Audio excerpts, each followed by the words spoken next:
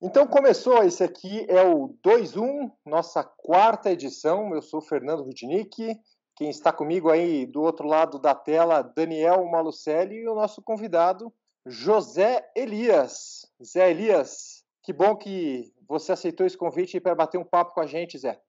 Prazer é todo meu, né? Eu que morei em Curitiba em 87, então voltando um pouquinho vou dizer a casa, né? Mas voltando um pouquinho ao ambiente em que eu vivi durante um ano, né?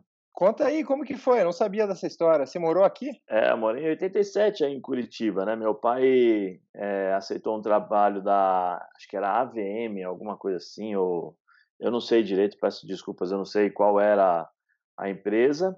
E aí em 87 nós mudamos para Curitiba. Aí eu morei no Jardim Virgínia, em Santa Felicidade, Jardim Virgínia 3, Santa Felicidade, e joguei futsal pelo Curitibano. Na época, o Curitibano era saco de pancada do Pinheiros, né? Que o Pinheiros tinha o Tcheco, o Ricardinho, o Marcelo Lipatim, Pedrinho, Batatinha, Era um timaço. Mico, tinha um timaço, né? E aí eu morei aí um ano e quase fiquei no Atlético Paranaense. Eu fui fazer um teste aí no Parque Aquático, o pessoal gostou, pediu para eu ficar, mas eu tinha 10 para 11 anos, meu pai achou muito cedo e me levou e trouxe de volta aqui para São Paulo, né? Pô, interessante essa história. E você chegou a fazer teste no Atlético? Eu fiz teste no Atlético, era parque aquático, né? Em 87, acho que é parque aquático, né? Que era o centro de treinamento do Atlético. Eu cheguei a fazer um teste, fiquei, o pessoal gostou, pediu para ficar, mas era criança ainda, né? Na época não existia toda essa estrutura que se tem hoje, mesmo assim ainda é perigoso, né? Nós vimos aí o que aconteceu com o Ninho do Urubu lá com os garotos do Flamengo, né? E aí meu pai não deixou e eu voltei para São Paulo, mas tenho grandes amigos aí em Curitiba, né? O Ricardinho é meu amigo, o Alex na época, agora eu me acostumei, né, a chamar o Alex de Alex, porque antes eu só o chamava de Pachequinho, né? Ah, é. Que era o apelido dele no futsal, né? Acho que ele jogava não sei se era na ABB, eu não, peço Ele jogava desculpas. na ABB, ele jogava. Então, e aí era assim, o meu apelido aí em Curitiba era Paulista, justamente porque era de São Paulo, né? E meu treinador era o Bini. E ele ainda continua, acho que dando treino no Curitibano. É bem legal, a história é bem legal, né? E 2008, fui quase encerrando a carreira, você jogou no Londrina também, né? Na verdade, eu só passei pelo Londrina, né? Porque assim, eu já estava quase parando de jogar, já estava trabalhando na Rádio Globo como comentarista e tinha um investidor e era meu amigo, estava fazendo, pô, você não quer vir aqui, pelo menos para ajudar, para ver se a gente chama um pouco de atenção, tal, para atrair mais patrocinadores, tal. Eu falei, mas eu já estou parando de jogar, já praticamente parei, né? Ele falou, não, mas a intenção não é essa, tal. Aí eu fui, fiquei acho que 2 meses aí, mas fiquei praticamente 45 dias morando no Zerão, né, que é o parque lá de Londrina, praticamente fazendo pré-temporada todo dia, porque eu estava quase um ano parado, então para recuperar a forma. E aí quando eu voltei, joguei um jogo apenas e aí o Londrina não conseguiu classificar e aí eu voltei para São Paulo. Você jogou no Londrina, né? Eu sou londrinense.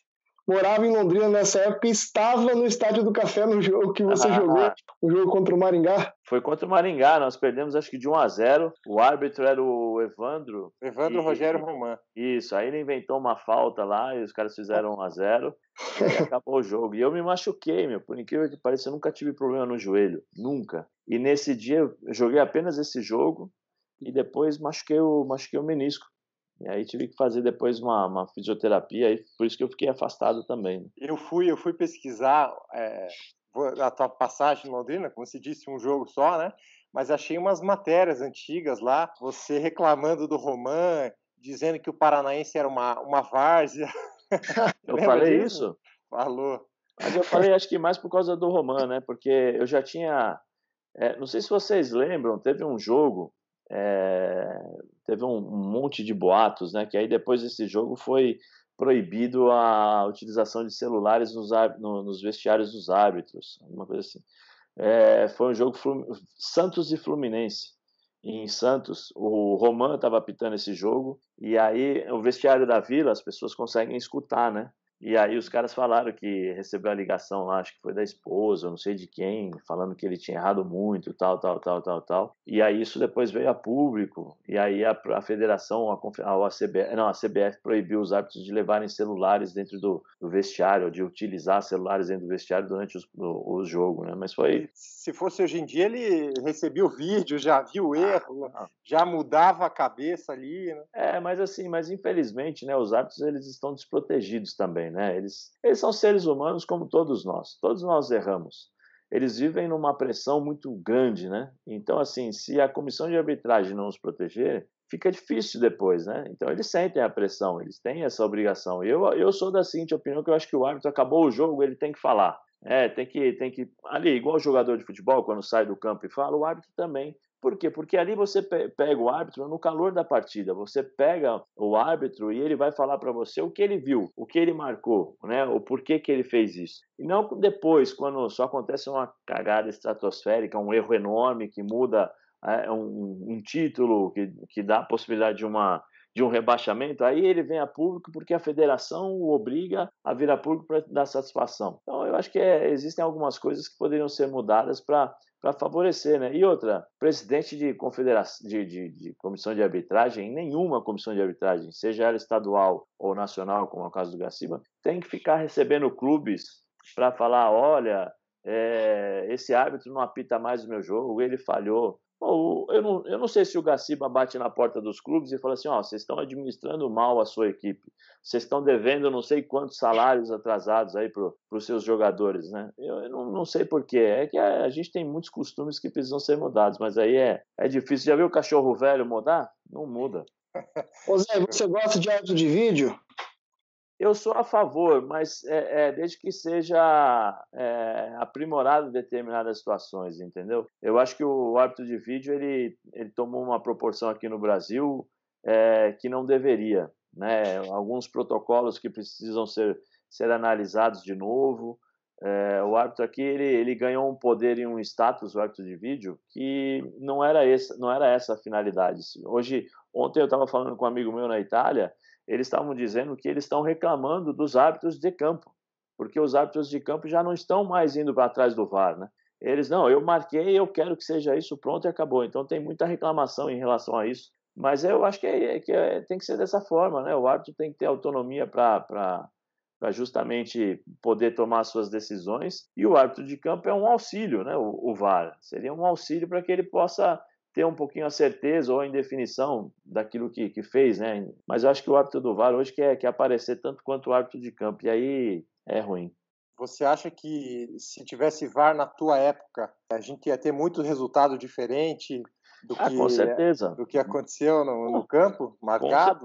Com certeza, muitos resultados diferentes, expulsões nos escanteios, em cada escanteio teria umas 2, 3 expulsões, porque antigamente você não ficava olhando só a bola, você olhava a bola e olhava o cara para ver se ele ia te dar um soco, se ele ia te dar uma cotovelada, né? Tinha muito dessas coisas. Hoje o VAR e as câmeras de televisão, né? Elas meio que deixam um pouquinho o cara com receio de fazer determinadas coisas, porque sabe que vai pegar, mas é muito o VAR continua sendo, né, a decisão de um ser humano atrás do VAR, não tem jeito. Então é muita interpretação. Tem lance que vale, tem lance que não vale. Se o árbitro do VAR levar à risca, né, certinho todos os protocolos ali de faltas, de lances de cotovelada, em todo escanteio ele vai ter que expulsar um ou marcar um pênalti. É assim. Ô Zé, na sua carreira você gostou de jogar mais aqui no Brasil ou lá na Europa? Eu passei a maior parte da minha carreira fora, né? Eu fiquei, se eu não me engano, foram 8 ou 9 anos fora, né? Assim, são culturas diferentes, né? Maneiras diferentes de vivenciar o futebol. Você tem, por exemplo, na Itália, que é muito parecido aqui com o Brasil, Itália e Grécia, por onde eu passei, e você tem a Alemanha, que você leva uma vida normal. O jogador de futebol lá é tratado como um ser humano qualquer, entendeu? Tem o lado dos fãs, que é normal isso acontecer, mas em todas as áreas, em todos os esportes, mas você leva uma vida normal, as pessoas te tratam como um ser humano qualquer. Por exemplo, se você errou no trânsito, não tem aquele jeitinho, porque você é jogador, não, beleza, pode passar. Não, errou no trânsito, dá aqui sua carteira, você vai ter que fazer de novo o curso de primeiros socorros, o curso de autoescola, para você poder depois retirar sua carteira e poder voltar a dirigir. Foi pego no bafômetro, fica sem dirigir, entendeu? Então, assim, são formas diferentes de vivenciar o futebol. Lá, o que eu senti muito, e aí, como jogador falando, né, é a evolução que se tem na parte tática, em relação àquilo que você tem que fazer, posicionamento, essas coisas todas, eu acho que são importantes, né, as experiências que eu vivi lá ao longo desse período. Mas, em compensação, você perde a sua característica que é de jogador de futebol brasileiro, né, que é o drible, que é a capacidade de improvisação. Você se torna um robô, né, você tem que fazer exatamente aquilo que o cara pede, senão você tá fora. Lá não tem esse negócio de, vou proteger determinado jogador, porque ele tem um nome, tem isso e aquilo. São raros os casos que acontecem. Você tem que entrar no campo e fazer o que eu estou te pedindo. Se você não fizer, você está fora. E você foi muito cedo para lá, né? Para o Bayer Leverkusen, você tinha o quê? 18, 19 anos? 19. Clima diferente, país diferente, cultura diferente. Como que você se adaptou lá? Foi fácil? Foi difícil? Então, o que me ajudou muito foi o manager, né, do Leverkusen, chamado Reinhard Kalmund, que assim, no primeiro dia, eu lembro até hoje, né? No primeiro dia ele virou para mim e falou assim, chamou o intérprete, que era o seu Heinz, que infelizmente já não está entre nós, né? Ele falou assim, eu quero deixar uma coisa clara para você. Nós não queremos que você jogue bem no primeiro ano, porque nós sabemos todas essas diferenças, né? A mudança de clima, sozinho, a dificuldade que tem e tal. Nós queremos que você entenda como funciona o futebol alemão. Né? Então, não se sinta pressionado a jogar um bom futebol, mas a gente quer que você entenda o futebol como ele é, como se vive aqui na Alemanha. Aí ele falou assim, o único conselho que eu posso te dar é o seguinte, viva na Alemanha como um alemão. Se você viver na Alemanha e pedir e ficar com a cabeça achando que é o Brasil, em 3 meses você vai bater na minha porta e vai pedir para ir embora.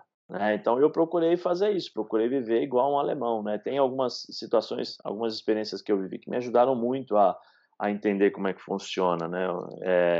Acho que eu já até contei isso. Aqui no Brasil eu tinha 19 anos, né? Eu tinha assédio, né? Porque eu jogava num time muito grande, como o Corinthians, jogador de seleção brasileira, né? Então a idade proporcionava isso também, né? O assédio, né? Então eu saía na rua, eu não sabia se a pessoa ia vir, tinha muita rivalidade, eu não sabia se a pessoa ia vir me pedir um autógrafo, se ia me agredir, se ia me xingar, se ia pedir para tirar, né? Para conversar, tal. Então você vivenciava um clima meio eu vivia um clima meio tenso em determinados momentos. Né? Quando eu fui para a Alemanha, eu fui para Leverkusen. Então você imagina, eu saí de uma cidade de, sei lá, 15 milhões de habitantes e fui morar numa cidade de 20 mil habitantes, que não tinha nem cinema. Né? Tinha um hotel na cidade, apenas um grande hotel, que servia como base de apoio para as pessoas que iam para outras cidades vizinhas, nem Leverkusen, porque Leverkusen surgiu por conta da Bayer, né? Então, aí eu saí, fui para o centro, no hotel Ramadá, então eu saía do hotel, você tinha uma passarela por cima das autobahns, né, das estradas, e você já saía no centro. Aí eu cheguei e falei assim, vou andar, né, porque ficar aqui dentro do hotel já está começando a me deixar louco. Aí fui andar, quando eu fui andar, falei, poxa, ninguém vem me pedir autógrafo, ninguém vem falar quem você é e tal. Tem alguma coisa errada, né? Você está acostumado com isso, né? Eu estava acostumado com isso. Aí eu falei, pô, beleza, eu vou voltar pro hotel, porque tem coisa errada aqui. Aí no dia seguinte eu fiz a mesma coisa. E a mesma reação das pessoas, não estavam nem aí. Aí no terceiro dia eu fiz a mesma coisa, inclusive encontrei o Niko Kovac, que na época, né, jogava comigo e hoje foi treinador da Croácia aqui na seleção, no jogo contra o Brasil e tal. E ele, Zé, tal, tudo bem, conversamos tal. E eu vi que eu falei, puxa, beleza, tenho minha vida de volta, né? No sentido de você poder viver uma vida normal, né? Sair na rua, não ter problema, não ficar com medo, tal. Isso já foi uma das coisas que me ajudaram a chegar e falar assim, poxa, beleza. E a outra foi assim, como eu fiquei no hotel, acho que quase 3 meses e meio, eu nunca gostei de dar trabalho para ninguém, né? E tinha o Paulo Sérgio que me ajudou muito lá com a sua família. Só que chegou um determinado momento que eu falei assim, eu preciso saber o que eu estou falando, né? Eu preciso me inteirar aqui, né? E aí eu pedi para ter aula de alemão, né? Para aprender o alemão. Você não estava tendo aula antes? Não, antes não. No primeiro mês, não. E daí você falava alguma coisa de inglês? Não, alemão, falava português e olha lá, meu. Português bem errado, né? Porque, entendeu? Aí peguei e falei, né? Falei assim, preciso falar alemão, preciso aprender e tal. E aí eu fui, tive a primeira aula, né? Fiquei 2 horas professor falando was ist das, was ist das, eu falava, pô, é uma garrafa, mostrava foto, mostrava um monte de coisa, aí ele falava, não, não, não. Aí depois de 2 horas eu fui entender que was ist das era o que é isto, né? Que era a pergunta, o que é isto, tal. Eu falei, puta. Aí eu subi, saí da aula, subi e fui falar com o manager, com o Kalmont. Falei, Kalmont, eu não vou ficar aprendendo alemão igual o papagaio, né? Do cara me dá um biscoito, isso aqui é o biscoito, isso aqui é aquilo, tal, tal, tal. Aí ele falou para mim, não, você vai aprender o alemão correto, porque você tem que pensar como um alemão, você não pode fazer a tradução, porque se você fizer a tradução o tempo todo, você não vai aprender o alemão e nem a forma como ele pensa. Falei, tá bom. Aí eu fui e fiz, né? Comecei a fazer a aula e era assim, era aula, o professor falava inglês ou alemão. Então era só alemão na aula, não tinha outra coisa. Aí saía da aula, eu já praticava no clube, né? Porque era o tempo todo alemão, alemão, alemão. E aos poucos eu fui me virando, né? Fui entendendo assim. E aí com 6 meses eu estava dando entrevista, falando não perfeitamente, né? Porque é muito pouco tempo, 1 ano, 6 meses de lição, mas eu já estava me virando no alemão, já conseguia me comunicar, já conseguia falar com as pessoas, dar entrevista. Então, você lembra ainda? Foi legal. Poxa, não lembro tanto. Eu consigo entender, por exemplo, se eu ler uma notícia, eu vou saber mais ou menos o que está acontecendo, entendeu? Mas faz muito tempo, né? A última vez que eu falei alemão foi em 2009, quando eu joguei na Áustria. E assim, esporadicamente eu falo uma vez ou outra com alguém, mas é bem pouco. E você lembra como que dá carrinho na neve, não? Pô, dói, viu, meu? Dói. A neve raspa, meu, machuca. A minha primeiro jogo na neve foi em Rostock. E contando também agora, lembrando junto das experiências, que nem na Alemanha tem a pausa, né, invernal em dezembro. Você para 3 semanas porque neva muito, é muito frio. E voltei para o Brasil. Quando eu voltei para a Alemanha, falei, o cara pegou a gente, né, o Roland Koch, que era preparador físico, levou num ginásio, fez o aquecimento, fez umas coisas lá e falou, vamos embora. Falei, vamos embora aonde, né? Aí perguntei para ele, ele falou assim, não, vamos correr. Falei, você tá louco, tá nevando pra caramba lá, a gente não conseguia enxergar um palmo na frente do nariz, porque tava nevando muito. Ele falou, não, vamos embora. Aí, correndo 40 minutos na neve. Um frio, eu me senti o Rambo naquele filme sabe, no Rambo não, senti o Stallone no filme do Rock, quando foi lutar lá com o Drago na Rússia, né, de tanta neve. E nada, todo dia aí voltava pro ginásio, fazia alongamento, fazia uns treinamentos lá tal, à tarde tinha musculação, né, e mais corrida, porque não tem como treinar, né. E no final do ano, na Alemanha, tem os torneios tradicionais chama Halle Fußball, que é um torneio de futsal, né? Meio society adaptado, que lota os ginásios, né? Não sei se tem ainda, mas lotam os ginásios e a gente participou também. Mas você consegue esquecer que está jogando na neve? Sei lá, frio de -5 e pé gelado, mão gelada. Eles têm um creme lá, né, que eles eles dão pra gente, às vezes passa o creme, põe um saco plástico, né, para tentar amenizar, dependendo, tem gente que põe, tem gente que não, e forra muitas vezes também a chuteira, às vezes com algum tipo de material isolante, né, para não virar o frio, e também molha, né, porque a neve derrete por causa do calor do corpo e aí molha, o pé fica molhado. Mas aí não tem jeito, né? Depois você tá jogando. Meu primeiro jogo foi em Rostock, então tava nevando e tava um frio e eu não senti o pé. Eu perdi a sensibilidade do pé e eu comecei a pisar, né, com a chuteira. Falei, pô, cadê meu pé, né? Não tô sentindo. Aí você bate na bola, parece que você tá batendo numa pedra, né? Tão dura. E beleza, acabou o jogo, pô, vou tomar banho e meu pé latejando, assim, doendo pra caramba. Quando eu olho, meu pé tava todo riscado por causa das travas, né? Como eu pisei antes do jogo, tava todo riscado, todo machucado, mas não tinha jeito, tinha que jogar, né? Ô Zé, e você ainda garoto foi bronze naquela Olimpíada, né? Eu queria te perguntar como é que foi aquela experiência, né? Aquele jogo que a gente vai ver na televisão ainda, o gol do Canu. A vida inteira. A vida inteira você vai colocar em algum canal de televisão, em alguma hora vai estar passando aquele jogo lá. Como é que foi? Que jogo maluco, hein? O jogo foi maluco mesmo, porque no primeiro tempo nós já havíamos jogado contra a Nigéria na fase de classificação e nós tínhamos vencido por 1-0. Aí foi para a semifinal e no primeiro tempo, sem sacanagem, era para ter virado um 5-1, 5-6-1. A gente perdeu muitos gols, muitos.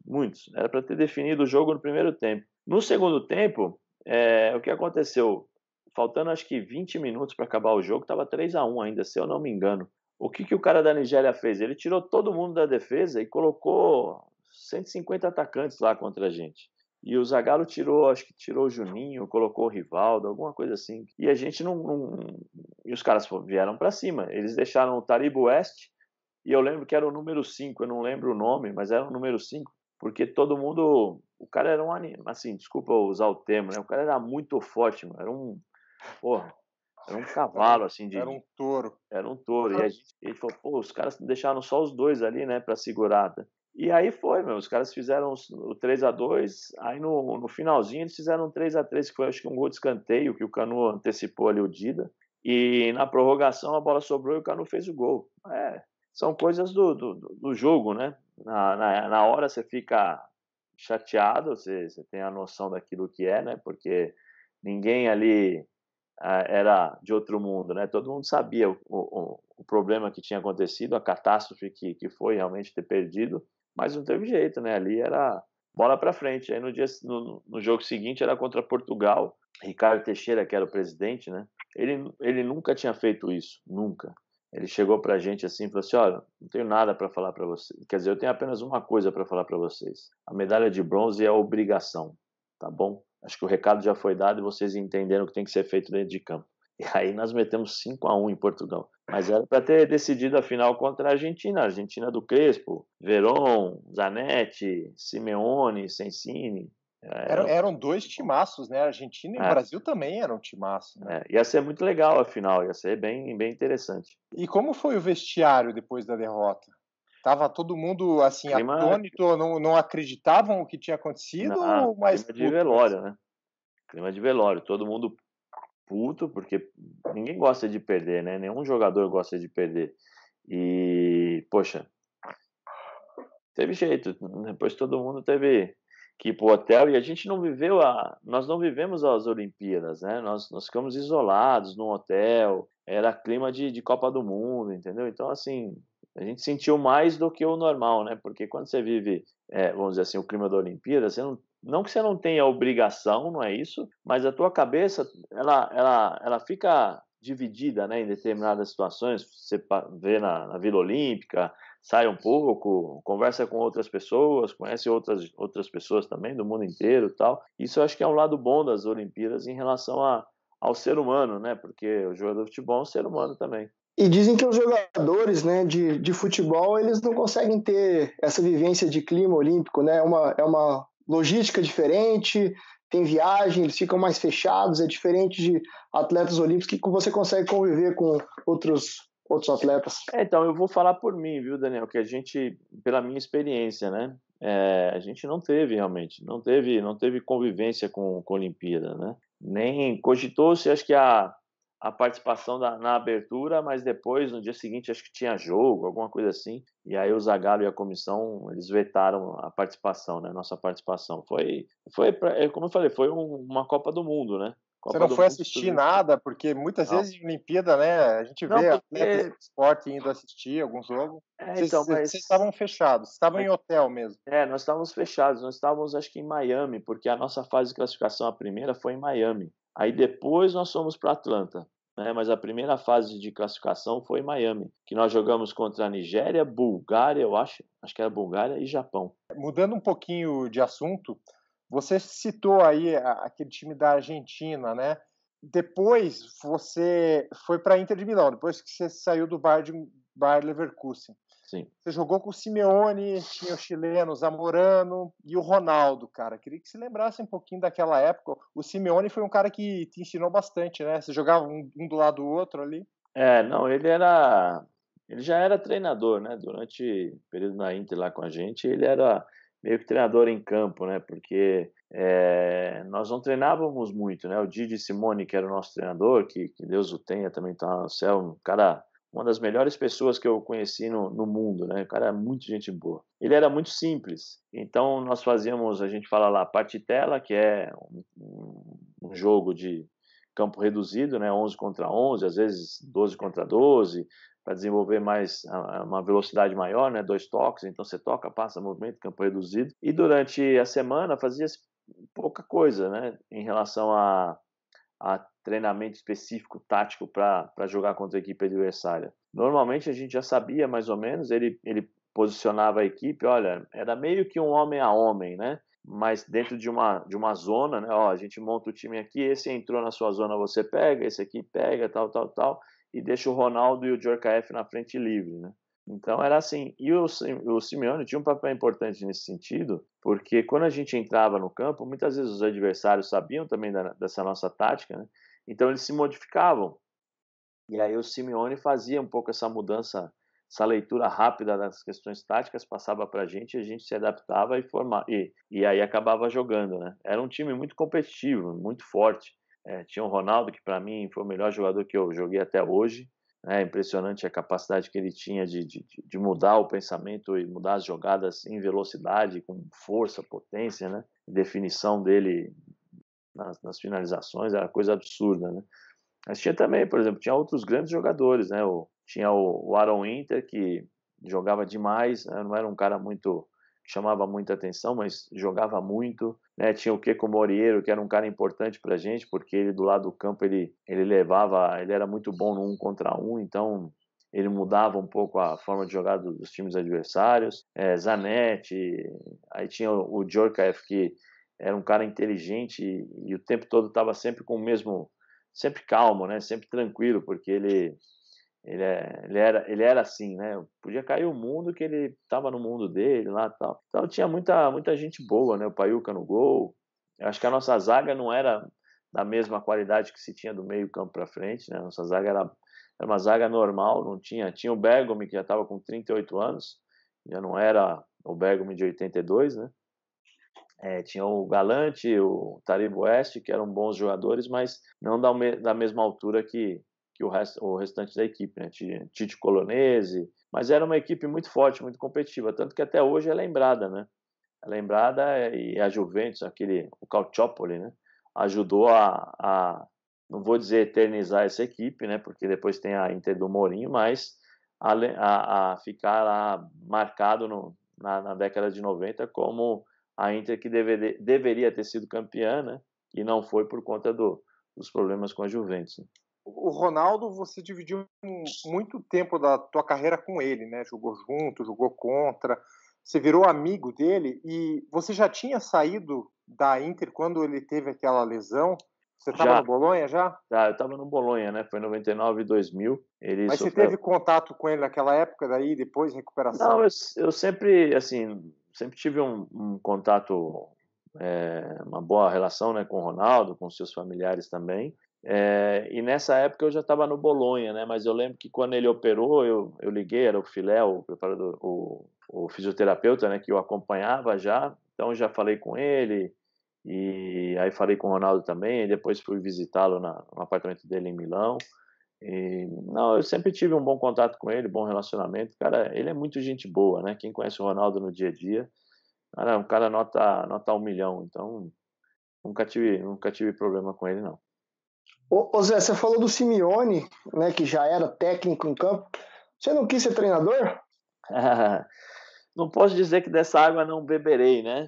Mas olha aí, revelação, hein? Revelação. Mas eu não sei, sabe, se eu suportaria de novo esse ambiente de viaja quarta, domingo, avião, aí não vê família, não vê filho crescendo, a instabilidade do emprego, que você tem que trabalhar durante, sabe, talvez você fica um mês só no cargo, porque senão o cara te manda embora por causa dos resultados. Eu não sei se eu teria essa frieza de novo, vamos dizer assim, né, de encarar tudo isso, né?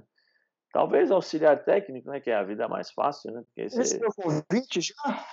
Não, porque eu nunca, eu sempre foquei naquilo que eu queria, né? E desde o princípio eu gostaria e consegui, né, ser comentarista. Eu me preparei para isso, né? Nos últimos 2 anos antes de eu parar de jogar futebol, eu comecei a fazer as análises, né? A prestar atenção um pouco mais nos jornalistas, nos comentaristas, como era.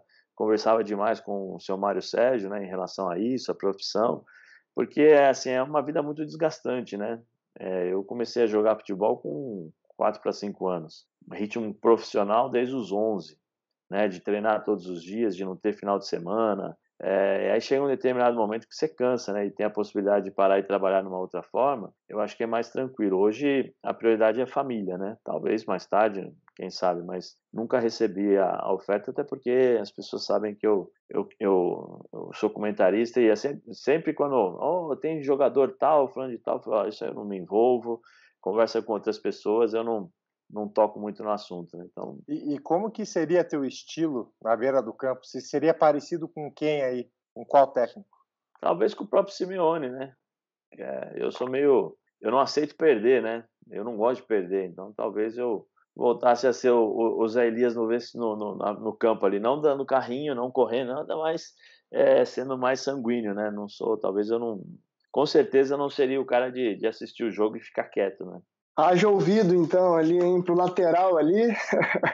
Mas você sabe que muda, né? Depois você vai ficando um pouco mais velho, você vai selecionando um pouquinho a forma de falar, né? Lógico que na hora que você está nervoso, a adrenalina tá ali, né? Você levanta um pouco mais o tom de voz, chama um pouco mais a atenção, porque é a tua função, né? A função do treinador é justamente essa, né? Mas eu não sei se eu seria o treinador de mandar o jogador para aquele lugar todo instante, né? Dos jogos que você já jogou, qual foi a porradaria mais feia que você participou de vestiário e também porradaria do seu time contra outro time? Não, de porrada feia mesmo que eu participei, aí não foi nem profissional, né? Foi no Amador, Corinthians e Portuguesa, lá no CT da Portuguesa, era juvenil. Ali o bicho pegou, foi feio o negócio, foi bem feio, de trocação de porrada mesmo. Esse foi a briga mais feia, assim, né, que eu vivi dentro do futebol, né? No vestiário é normal, né? Você ter discussão, ter bate-boca. Eu, muitas vezes, por exemplo, eu discuti uma vez com o Nery, né, que jogava lá no Olympiacos. Tem um monte desse tipo de situação aí para contar, mas tudo faz parte, né? Por exemplo, o Vanderlei Luxemburgo era um que dava sempre dura na gente, né, no vestiário, então você podia encarar como uma briga, né? Porque parecia que ele estava brigando com você, mas era a cobrança para te manter atento e no mesmo nível, então tinha muito isso. Ô Zé, e como que se descobriu essa tua veia de imitação aí? A gente sabe, né? A tua imitação do Luxemburgo é clássica já, né? Ela já virou clássica e, pô, é muito boa. Teve uma vez que você fez no resenha ali na frente do Luxemburgo ali que foi sensacional, né? Quase perdi o emprego ali, mas faz parte, né? Não, eu sempre fui assim, né? É que existe, vou tentar explicar, existem dois Zé Elias, né? O Zé Elias que é o que joga, que é o cara quando está na profissão, inclusive até agora como comentarista, né? Eu sou sério, às vezes quando tem que discutir e tal, e aí eu me vejo jogando futebol, que é a minha profissão, né? E tem o Zé Elias fora, né? Tem o Zé Elias que é o do dia a dia. Esse sempre foi assim, eu sempre fui muito brincalhão, sempre fui muito de sacanear os outros, né? De imitar, de fazer isso desde de moleque, né? E aí é legal, eu tenho uma certa facilidade para fazer imitações, né, com determinadas pessoas, né, porque eu só brinco com quem eu gosto. Dificilmente você vai me ver fazer imitação de gente que eu não gosto ou que eu não tenho intimidade, né, porque eu respeito isso. Né.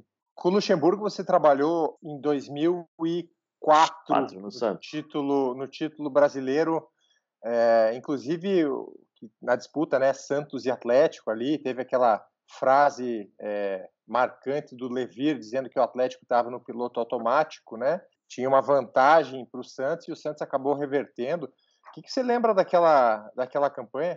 Para mim foi importantíssimo, né, porque eu tinha voltado para o Brasil naquele ano, né, 2004, né, saí em 96 e voltei em 2004. Então, eu acho que nem o Vanderlei sabia, eu estava praticamente 5 meses sem jogar. Eu tinha operado de pubalgia e eu voltei para a Itália, eu estava no Gênova, voltei para a Itália só para dizer, voltei, estou bem, estou apto a jogar, mas eu estava sem ritmo nenhum, né? E quando eu voltei para o Brasil, você já tem a dificuldade de voltar ao ritmo que se joga aqui, né? É diferente, as pessoas falam, o futebol é lento. O futebol não é lento, o futebol brasileiro. É diferente a forma de você ver, né? E eu voltei para um time que estava praticamente arrumadinho, que era o Fabinho no meio, o Ricardinho, o Preto Casagrande, né? Na frente era Robinho, se eu não me engano, Robinho, David, isso, era Robinho, David e Elano, né? Era um time fantástico, né? E, poxa, é o que eu te falei, todo dia era dura. Todo dia ele chamava a atenção da gente para não deixar a bola cair, né? Não deixar a atenção cair, a concentração tinha que ser o máximo. Criava situações justamente para tentar buscar o Atlético, e o Atlético tinha um timão, né? O Fernandinho, o Jadson, o Washington, na zaga era o Marcão também, né? Marcão, Marinho, era realmente um time muito forte, né? Mas aí acho que eles perderam contra o Vasco, alguma coisa assim, e nós conseguimos ganhar do São Caetano em São Caetano, e foi aí que foi a virada, né? O Atlético teve aquele jogo com o Grêmio, né? Que estava vencendo e acabou empatando, né? Eu acho que estava 3-0, né? eu acho que foi. Aí nós ganhamos, acho que do São Caetano, e o Santos ultrapassou o Atlético, né? Aí depois aí foi difícil de perder, porque o ambiente era muito bom e pô, a gente tinha jogadores fantásticos, né? O Robinho, nesse período, o Robinho teve problema com a mãe, né? A mãe foi sequestrada, então ele ficou fora. E aí o Vanderlei utilizou essa situação, infelizmente, né? Para mobilizar o grupo mais ainda. E o ambiente era fantástico. O ambiente, todo mundo querendo ganhar, sabe? Mesmo os jogadores que tecnicamente eram limitados, né? Porque você tem sempre uma diferença, né, entre um e outro dentro de um elenco. É impossível você ter 25 jogadores com a mesma qualidade técnica, até porque as exigências nas posições elas são diferentes, né? Mas, poxa, até mesmo esses caras conseguiram se superar, então quando entravam e não deixavam o nível, né, a qualidade do jogo cair. Foi um trabalho sensacional do Vanderlei, né? Se eu não me engano, acho que o Basílio substituiu o Robinho, né? E o Basílio jogou muito, né? Ele já não era já estava na finaleira da carreira, mas o que o Basílio correu aquele ano lá quando entrou, o cara correu. A gente chamava de talismã, né? Porque ele entrava e fazia gols. Era impressionante, meu. Ele entrava assim, vou fazer o gol. E entrava e fazia mesmo. Era ele e o David na frente, né? Os dois eram muito rápidos. O David era muita força, né? Muita velocidade. O Basílio também. Então, só que o Basílio eu acho que tinha um senso maior de atacante, né? O David trabalhava muito para o time. Ele se movimentava muito para o time e tal. O Basílio era mais aquele cara de definição, né? Ô Zé, você jogou em 7 países, né? Brasil, Alemanha, Itália, Grécia, Ucrânia, Chipre e Áustria. Se eu fosse chutar aqui, eu diria que onde você viu o povo mais apaixonado por futebol foi na Grécia, é isso? Foi. Só uma correção, eu não joguei na Ucrânia, eu só passei, não deu certo. Eu fui até lá, conversei, não fechei o contrato e vim embora. Você tentou e não deu certo. 3 dias. Tá. Passagem de 3 dias. Entendi. Então, não, eu acho que a paixão, onde eu mais encontrei a paixão, assim, aquela coisa mais próxima ao Brasil, em termos de torcedores, né? Sem dúvida alguma foi na Grécia. Eu acho que até mais, muito mais do que aqui no Brasil, né? A paixão e a forma como eles vivem o futebol é uma coisa absurda, né?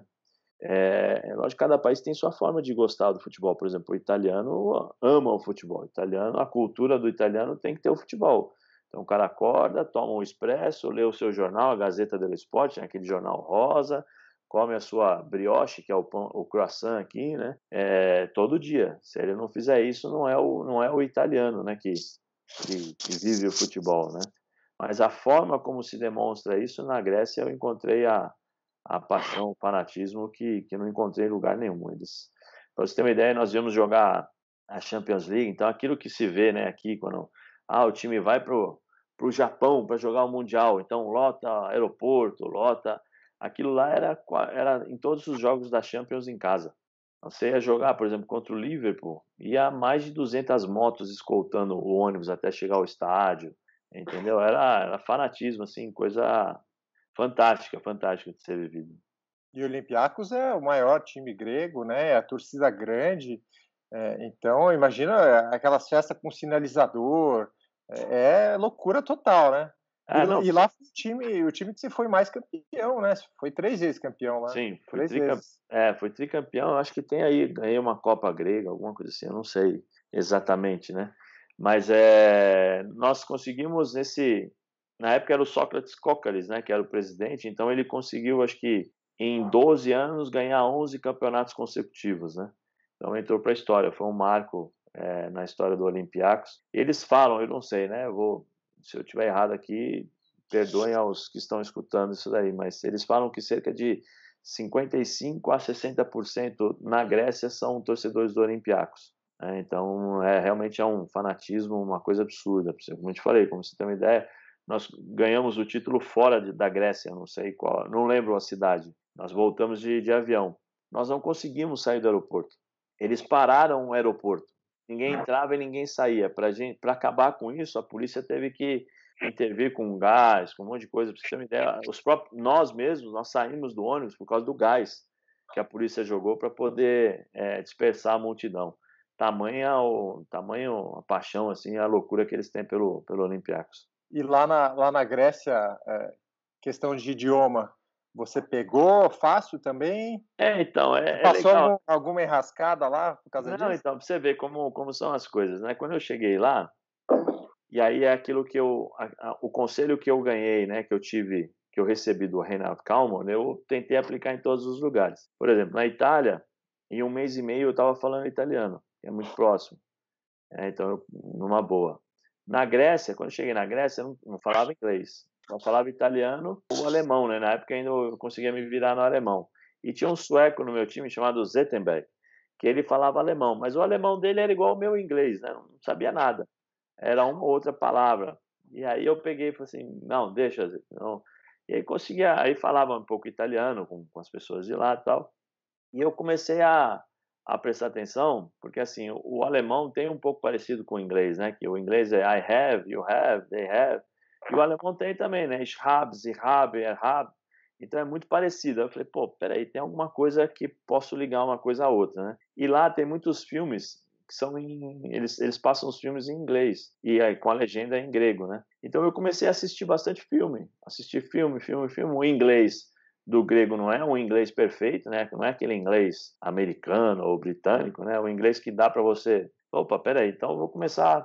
E aí eu comecei a me arriscar no inglês, mano. Então, por exemplo, hoje eu consigo falar inglês, não é um inglês perfeito, até porque faz muito tempo que eu não falo. Então, outro dia eu falei com o pessoal da Grécia sobre o Olympiacos, falei para ela, desculpa, porque meu inglês está uma porcaria. E eu não lembro, eu erro conjugação, tal, mas eu sigo à risca aquilo que o meu netinho falou. Fome eu não passo, então eu vou falando, e aí eu fui falando inglês. Então, por exemplo, hoje eu converso, por exemplo, eu entendo tudo que a pessoa fala comigo em inglês, tudo, praticamente tudo, e vou responder dentro das minhas limitações. Mas porque na Grécia eu fui obrigado a me virar, entendeu? E aí, por exemplo, depois de 3 anos, de tanto você escutar o grego, aí já dava para falar alguma coisa, já me virava um pouco, tal, não perfeitamente, mas conseguia me comunicar também um pouco em grego. Mas agora já esqueci tudo. O grego não entra, não. Então, eu escuto alguma outra coisa, mas não dá para conversar, não. E você parou com quantos anos, Zé? Eu parei com 32. Cedo, né? Por que você parou tão cedo? Eu parei porque, primeiro assim, eu tenho fratura de vértebra, né? Eu tenho fratura de vértebra na L4 e L5. A minha qualidade de vida já não era tão boa, né, quando jogava. Então, tinha que tomar anti-inflamatório e relaxante muscular todos os dias, praticamente, para poder suportar a dor. E aí eu tive um problema em 2009, a gente estava fazendo a pré-temporada, e meus 2 tornozelos ficaram pretos, assim. E a minha esposa é médica, né? Eu peguei e mandei a foto para ela falou assim, ó, vai no hospital, porque você já tem histórico de trombose, né, na família, então vai para o hospital. E aí eu fui para o hospital, a gente estava fazendo pré-temporada na Grécia, na Itália. Aí chegou na Itália, o cara fez o Doppler, né, que eles falam das artérias, das veias, tal, e falou assim, não, tá tudo certo na tua perna, tal, mas o que você faz como profissão, né? Aí eu falei, eu jogo futebol, sou jogador de futebol. Então eu falei, então peraí, o que você toma? Aí eu falei, anti-inflamatório e relaxante muscular todos os dias. E a dose que a gente toma é dose para cavalo, né? Não é dose que um ser humano normal toma, né? Porque a nossa dor, a gente tem um limiar de dor muito alto. E aí ele pegou e falou assim, deixa eu ver o teu rim, eu quero ver os teus rins, né? E aí quando ele fez o ultrassom nos rins, meus 2 rins estavam inchados, né? E eu tinha 5 pedras, 3 em uma e 2 no outro. E aí ele falou assim, ó, ou você para de tomar remédio, né? Porque teu rim já está sobrecarregado aqui e tal. Aí eu peguei e parei de tomar o remédio, tive que ficar 15 dias parado tomando um remédio para ver se conseguia dissolver as pedras. E aí eu falei assim, não, você vê, né? Daqui a pouco, de tanto remédio, eu posso ter problema renal e aí é um problema, né? Aí eu não tenho como jogar. A qualidade de vida, para mim, depois é mais importante. E aí eu fui trabalhando, né? Nos últimos 6 meses, em 2009, para ver se eu conseguia algum lugar para para trabalhar como comentarista, né? Então eu parei, e até porque também não conseguia, eu não conseguia mais suportar o ambiente do futebol, né? Entendeu? Não conseguia mais, esse dia a dia para mim já estava meio desgastante, que assim, você começa a entender, quando você tem 19 anos, você só quer jogar futebol. Só quer jogar, você entra e joga. Quando você tem 28, 29 e passou por que eu já tinha passado, né? Você começa a entender que tem que jogar o moleque para poder vender. Você começa a entender que o treinador coloca o jogador do empresário que é amigo. Você começa a entender que o treinador tá de sacanagem com você, entendeu? Aí você fala, pô, eu faço todo esse sacrifício, tomo remédio, faço um monte de coisa, tal, e não consigo jogar, não me deixam jogar, sabe? Você começa a ponderar os valores e aquilo que você quer da sua vida, né? E eu, nesse momento, eu falei assim, não, eu vou parar porque eu tenho mais 35 anos no mínimo de vida, tem filho para sustentar, tem filho para crescer, e eu quero vê-los crescer, né? Não quero ficar com problemas mais sérios, né? E aí eu resolvi parar, né? Aí resolvi parar com 32. Mas eu queria parar com 28. E quando você falou, 28 anos, já tinha na cabeça, pô, eu quero parar.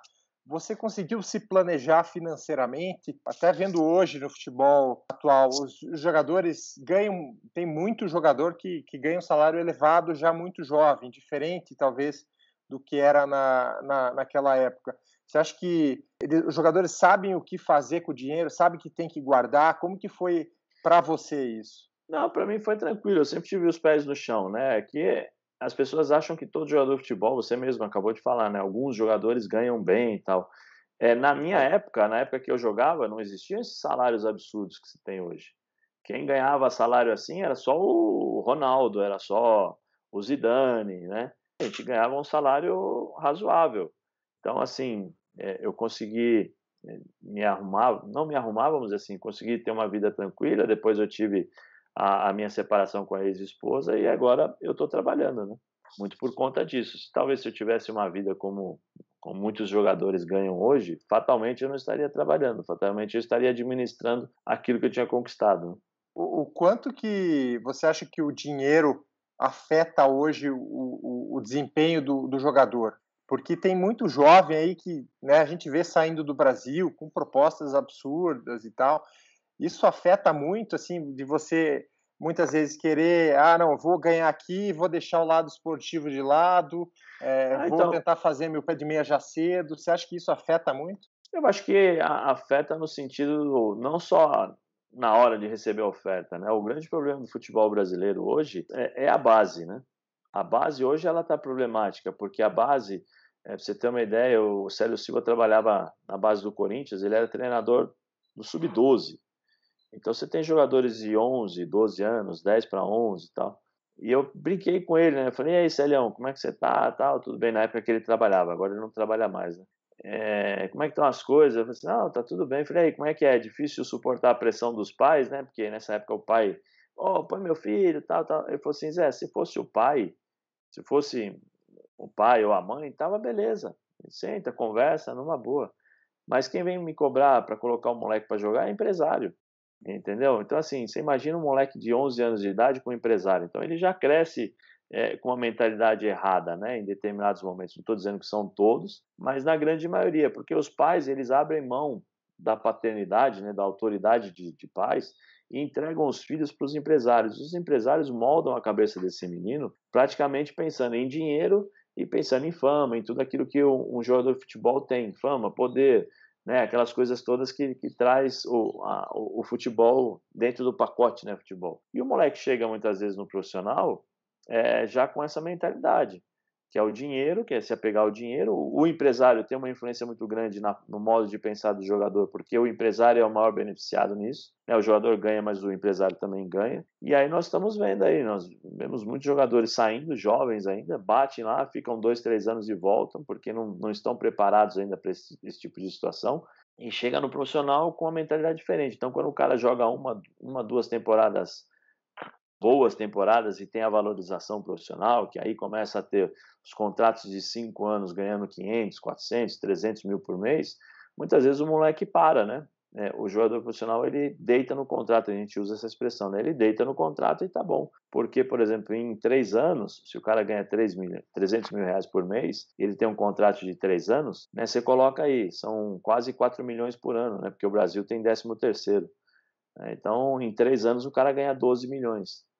Isso se ele fizer um ano bom, né? 1 ou 2 anos. Então, tem esse tipo de situação. E aí o cara acaba realmente deixando de lado, né, a competitividade, porque assim, ele tem que entender que se ele jogar mais, por mais tempo, se for para a seleção, ele vai deixar de ganhar 300, vai ganhar 1 milhão, né? Mas os caras não começam não pensam nisso, eles ficam satisfeitos com esse tipo de coisa, e até mesmo para entrar para a história, né, do futebol, né? Ser alguém importante dentro do futebol, né? Ô Zé, você começou como comentarista em qual veículo? Como é que foi essa transição? Foi rápida? Você recebeu o convite?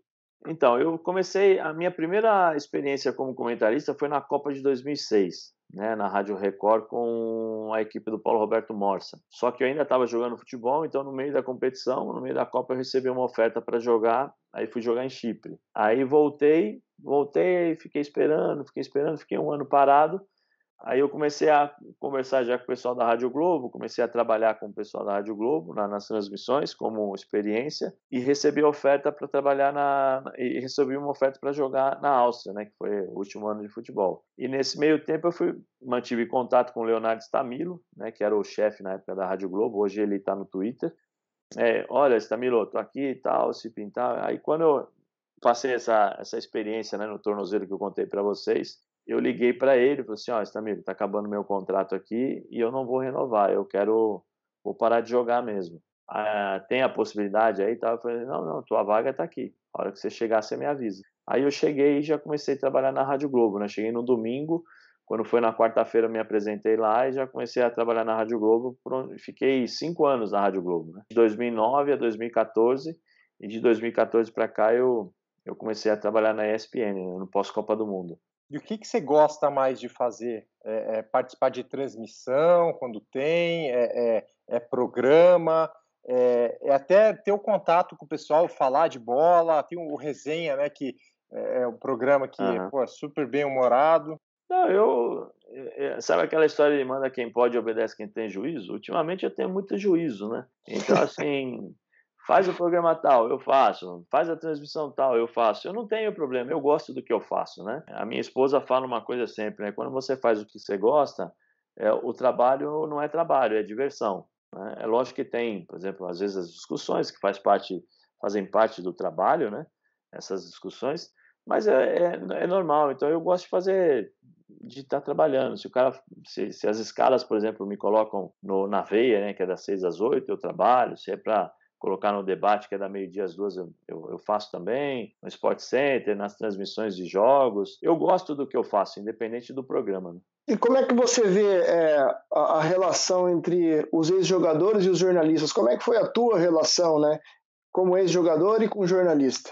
Daniel, nunca tive problema com jornalista, né? Mesmo na época de jogo, mesmo na época que eu jogava, eu nunca tive problema com jornalista nenhum. E eu sempre mantive um bom relacionamento, porque eu sempre pensei o seguinte, não é porque eu sou jogador de futebol que eu sou diferente das outras pessoas. Eu sou igual a todo mundo. Meu avô falava isso para mim, você não é igual a você não é diferente de ninguém, então você trata todo mundo igual da mesma forma para receber o mesmo tratamento. Né? Então eu sempre levei isso na minha vida. Então sempre tratei todo mundo bem, sempre respeitei todo mundo, embora muitas vezes não concordasse com as críticas e a forma como elas eram feitas, né? Porque atinge muito.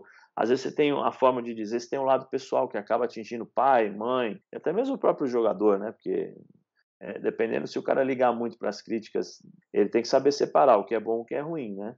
Senão ele começa a entrar em crise e aí perde a confiança para jogar, passa a ser um cara inseguro e aí acaba sendo prejudicado. Então eu sempre tive esse tipo de comportamento e essa forma de pensar. Quando eu comecei a trabalhar como comentarista, as pessoas que estavam na chefia eram as mesmas pessoas que quando eu comecei a jogar eram repórteres de campo. Arnaldo Ribeiro, André Rizek, Oswaldo Pascoal. Então, assim, todas essas pessoas eu já tinha tido contato, então eu já conhecia. E eu não acho que, por exemplo, o jogador de futebol toma o lugar de um jornalista e nem acho que o jornalista não pode comentar porque ele nunca jogou. Pelo contrário, eu acho que um completa o outro, eu acho que existe essa troca. E isso é muito importante, isso é necessário para o meio jornalístico em termos de futebol, entendeu? Porque o jogador de futebol enxerga de uma outra forma determinados lances, o jornalista de outra forma, e aí você consegue moldar e fazer aquela, deixar, vamos dizer assim, fazer uma descrição, né, da jogada mais completa. Então isso é fundamental, né? Embora existem alguns jornalistas que não gostem de ex-jogador de futebol, como existe também ex-jogador de futebol que não gosta de jornalista, né? E faz parte, não tem jeito, não é todo ambiente que você vai encontrar um ambiente em que todo mundo se gosta, vamos dizer assim, né? Até porque isso não existe, né? Isso é natural de um ambiente onde você trabalha. E você gosta muito de assistir outros esportes? Tem alguma coisa que Eu você é assisto, viciado, hein? eu assisto bastante, por exemplo, NBA, assisto futebol americano, rugby. Meu filho pergunta, pai, como é que você consegue assistir tudo isso? Porque eu gosto, eu cresci vôlei, eu cresci no meio de esporte, né? Quando eu estudava na escola estadual, Escola Estadual Professor Frederico de Barros Brotero, em Guarulhos, né? Eu sei porque eu tinha que fazer no cabeçalho todos os dias, então marca, né? Eu joguei handebol, joguei vôlei, fiz atletismo, futsal, então eu sempre tive essa veia esportista, né? Vamos dizer assim, na minha vida. Então eu assisto tudo. Tudo que estiver passando, assim, às vezes eu posso até não ficar durante um bom tempo, mas eu sempre vou assistir. Opa, peraí, tem atletismo, tem vôlei, né? Eu gosto de tudo. Mas você acha que você teria a capacidade de ter se tornado um atleta de outro esporte se não fosse futebol? Sim, sim. Não vou dizer vôlei nem basquete, porque meu tamanho tem 1,78, né? Podia ser um líbero, né? Mas assim, mas eu poderia ter jogado. Eu quase joguei handebol.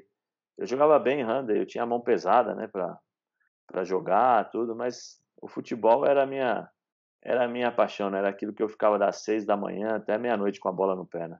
A gente falou de jogadores aí que também foram referência para você. E no jornalismo, quem que você vê e fala, porra, esse jornalista ou essa jornalista é Não, uma referência para mim?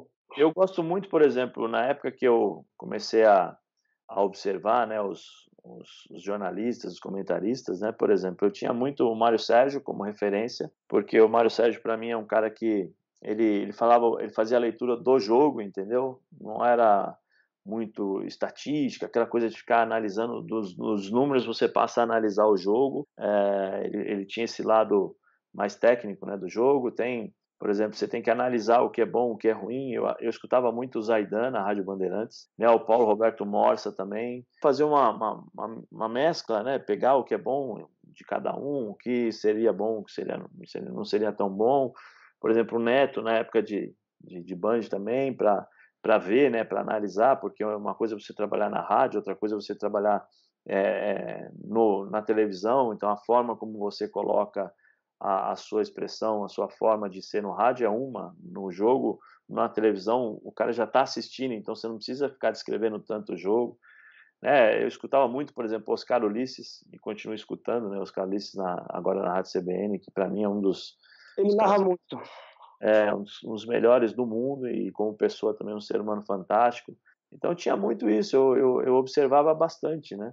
Para poder desenvolver uma linha de raciocínio. E aí, uma linha de raciocínio que seja respeitosa ao profissional de futebol, né?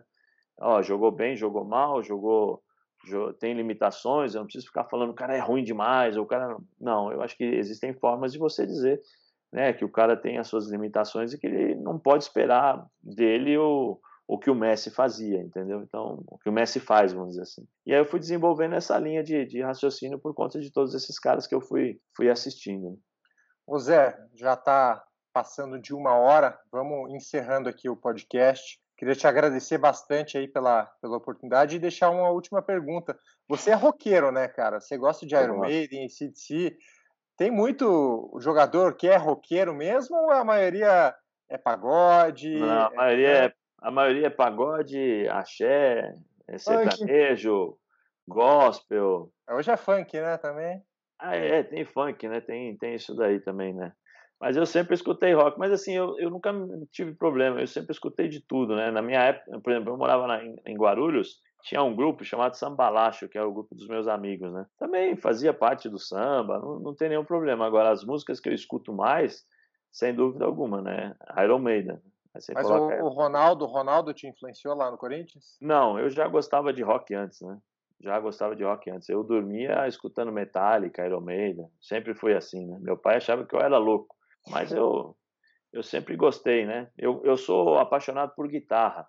Eu tenho lado... Meu avô tocou no coreto em Poços de Caldas, então eu sempre fui envolvido com música, né? Na parte dele, né? Então ele tocava clarinete, ficava estudando, eu ficava ali observando e sempre gostei, né? Então, por exemplo, eu escuto Iron Maiden, mas ao mesmo tempo, se você pegar o meu pendrive, acaba Fear of the Dark entre as 4 estações de Vivaldi, né? Eu gosto de tudo, eu escuto bastante, porque eu gosto em si da música, do instrumento, da forma como você, mas eu sou mais apaixonado por guitarra, então o Iron é o número 1, né? O Iron Maiden é o que toca todo o tempo. Valeu, Zé. Muito obrigado. Eu que agradeço a todos vocês aí, obrigado pelo convite, foi um prazer participar.